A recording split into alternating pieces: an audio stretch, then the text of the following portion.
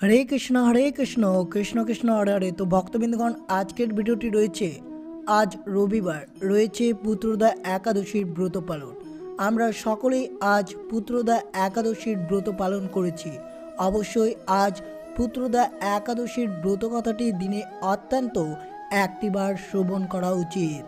যে সকল কৃষ্ণ ভক্তরা এই পুত্রদা একাদশীর ব্রত পালন করেছেন তারা অবশ্যই ব্রত কথাটি শ্রবণ করবেন মনোযোগভাবে, কারণ শ্রবণের ফলে কোটি কোটি পাপ থেকে মুক্তির উপায়ের কথা শ্রীকৃষ্ণ তার ভক্তদের বলেছেন।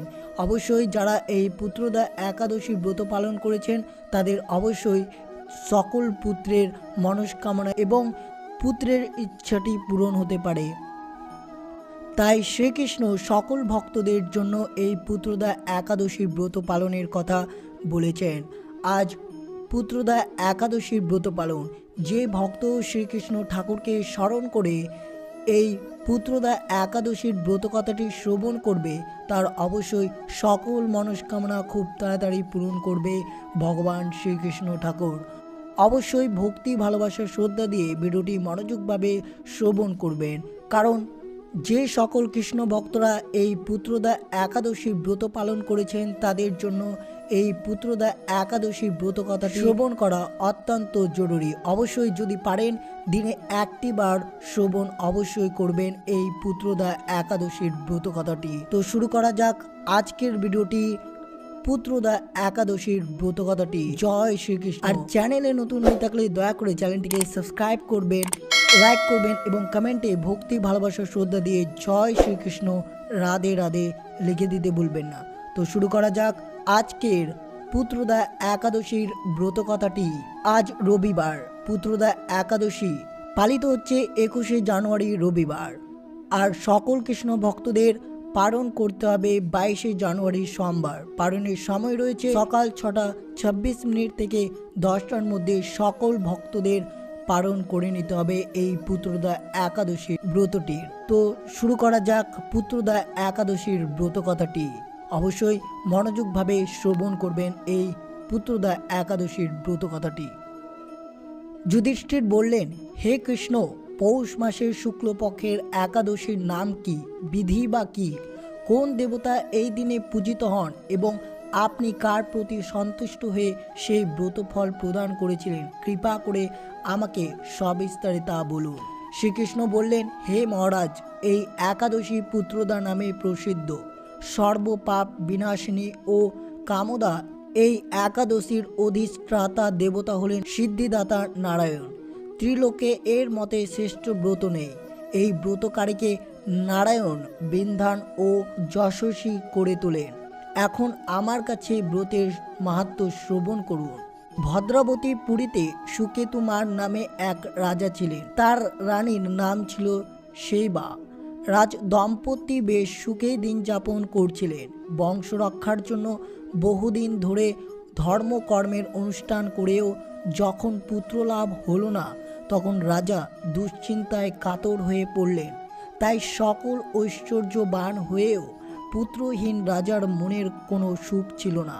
তিনি ভাবতেন পুত্রহীনের জন্ম বৃথা ও গৃহশূন্য।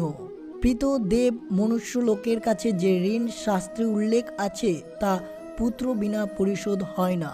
পুত্রবান জনের এই জগতে যশ লাভ ও উত্তম গতি লাভ হয় এবং তাদের আয়ু, আরোগ্য, সম্পত্তি প্রভৃতি বিদ্যমান থাকে। নানা দুশ্চিন্তাগ্রস্ত রাজা আত্মহত্যা করবেন বলে স্থির করলেন, কিন্তু পরে বিচার করে দেখলেন আত্মহত্যা মহাপাপ। এর ফলে কেবল দেহের বিনাশ মাত্র হবে, কিন্তু আমার পুত্রহীনতা দূর হবে না। তারপর একদিন রাজা নিবিড় বনে গমন করলেন।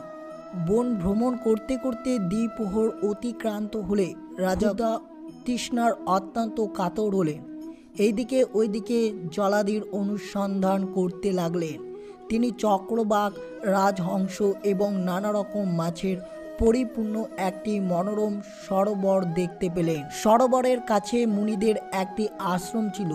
তিনি সেখানে উপস্থিত হলেন। সরোবর তীরে মুনিগণ বেদ পাঠ করছিলেন। মুনিবৃন্দের শ্রীচরণে তিনি দণ্ডবাদ প্রণাম করলেন। মুনিগণ রাজাকে বললেন, হে মহারাজ, আমার বিশ্বদেব নামে প্রসিদ্ধ এই সরোবরে স্নান করতে এসেছি। আজ থেকে 5 দিন পরেই মাঘ মাস আরম্ভ হবে। আজ পুত্রদা একাদশী তিথি। পুত্রদান করে বলেই এই একাদশীর নাম পুত্রদা। তাদের কথা শুনে রাজা বললেন, হে মুনিবৃন্দ, আমি অপুত্রক, তাই পুত্র কামনায় অধীর হয়ে পড়েছি। এখন আপনাদের দেখে আমার হৃদয়ে আশার সঞ্চার হয়। হে দুর্ভাগ্য পুত্রহীনের প্রতি অনুগ্রহ করে একটি পুত্র প্রদান করুন। মুনিগণ বললেন, হে মহারাজ, আজ সেই পুত্রদা একাদশী তিথি, তাই এখনই আপনি এই ব্রত পালন করুন। ভগবান শ্রী কেশবের অনুগ্রহে অবশ্যই আপনার পুত্র লাভ হবে। মুনিদের কথা শোনার পর যথাবিধানে রাজা কেবল ফল মূলাদি আহার করে সেই ব্রত অনুষ্ঠান করলেন। দ্বাদশীর দিনে উপযুক্ত সময়ে শস্যাদি সহযোগে পালন করলেন। মুনিদের প্রণাম নিবেদন করে নিজ গৃহে ফিরে এলেন। ব্রতভাবে রাজার যথাসময়ে একটি তেজস্বী পুত্র লাভ হলো। হে মহারাজ, এই ব্রত সকলের পালন করা কর্তব্য। মানব কল্যাণ কামনায় আপনার কাছে আমি এই ব্রতের কথা বর্ণনা করলাম। নিষ্ঠা সহকারে যারা এই পুত্রদা একাদশী ব্রত পালন করবে তারা পুত্র নামক নরক থেকে পরিত্রাণ লাভ করবে।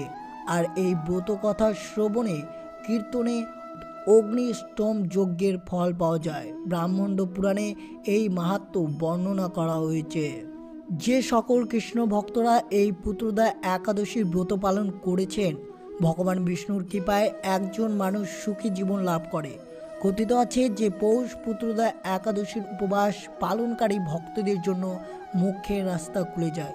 শুধু তাই নয়, এই একাদশীর উপবাস করলে মানুষের পাপনাশ হয়। পুত্রদা একাদশীর দিন ভগবান বিষ্ণুকে নিবেদন করুন। পৌষ পুত্রদা একাদশীর দিন আচার অনুসারে ভগবান বিষ্ণুর পুজোই করুন এবং তারপরে তাকে ক্ষীর নিবেদন করুন।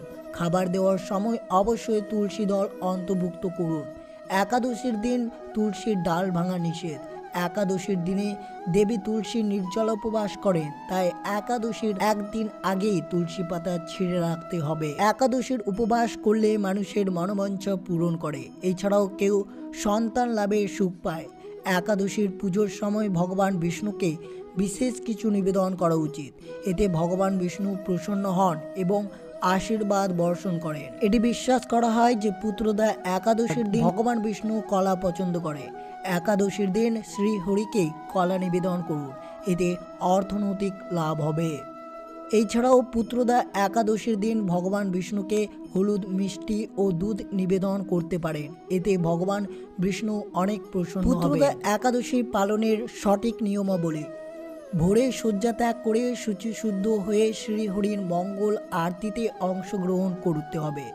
শ্রীহরির পদপাদ্যে প্রার্থনা করতে হবে, হে শ্রীকৃষ্ণ, আজ যেন এই মঙ্গলময়ী পুত্রদা একাদশীটি সুন্দরভাবে পালন করতে পারি, আপনি আমাকে কৃপা করুন। একাদশীতে গায়ে তেল মাখা, সাবান মাখা, পরনিন্দা, পরচর্চা, মিথ্যা ভাষণ, ক্রোধ, দিবানিদ্রা, সাংসারিক আলাপাদি বর্জনীয় করতে হবে। এই দিনে যদি আপনি পারেন গঙ্গা আদি তীর্থে স্নান করতে পারেন। যদি না পারেন তো অবশ্যই বাড়িতে গঙ্গা জল নিয়ে সেই জল মিশ্রিত করে স্নান করতে পারেন। এই পুত্রদা একাদশীর দিন মন্দির মার্জন, শ্রীহরির পুজো অর্চনা, গীতা ভাগবত পাঠ, আলোচনা বেশি করে সময় অতিবাহিত করতে হবে আপনাকে। এই তিথিতে গোবিন্দের লীলা স্মরণ এবং তার নাম শ্রবণ করা হচ্ছে সর্বোত্তম। কৃষ্ণের ভক্তদের একাদশীতে 25 মালা বা যথেষ্ট সময় পেলে আরও বেশি মালা জপ করার নির্দেশ দিয়েছে। একাদশীর দিন ক্ষৌর কর্মাদি নিষেধ। একাদশীর ব্রত পালনে ধর্ম, অর্থ, কাম, মোক্ষ আদি বহু অনিত্য ফলের উল্লেখ শাস্ত্রে থাকলেও শ্রীহরির ভক্তি বা কৃষ্ণ প্রেমে লাভ এই ব্রত পালনের মুখ্য উদ্দেশ্য। ভক্তগণ শ্রীহরির সন্তোষ বিধানের জন্য এই ব্রত পালন করেন। অবশ্যই সকল কৃষ্ণ ভক্তরা এই পুত্রদা একাদশীর ব্রত পালনটি খুব ভালোভাবেই করুন। ভালোবাসা শ্রদ্ধা দিয়ে সর্বদাই শ্রীকৃষ্ণকে স্মরণ করে এই একাদশীর দিনটি আপনারা যাপন করুন। পারলে অবশ্যই রাত্রি জাগরণ করতে পারেন এই পুত্রদা একাদশীর দিন। তো এই ছিল ভিডিওটি ভালো লাগলো অবশ্যই চ্যানেলটিকে সাবস্ক্রাইব করবেন, লাইক করবেন, কমেন্টে ভক্তি, ভালোবাসা, শ্রদ্ধা এবং বিশ্বাস নিয়ে অবশ্যই জয় শ্রীকৃষ্ণ, রাধে রাধে লিখে দিতে ভুলবেন না। এবং ভিডিওটি আপনার বন্ধু বা আত্মীয় বা ভক্তদের সাথে অবশ্যই শেয়ার করবেন। সুস্থ থাকবেন, সতর্ক থাকবেন। জয় শ্রীকৃষ্ণ, রাধে রাধে।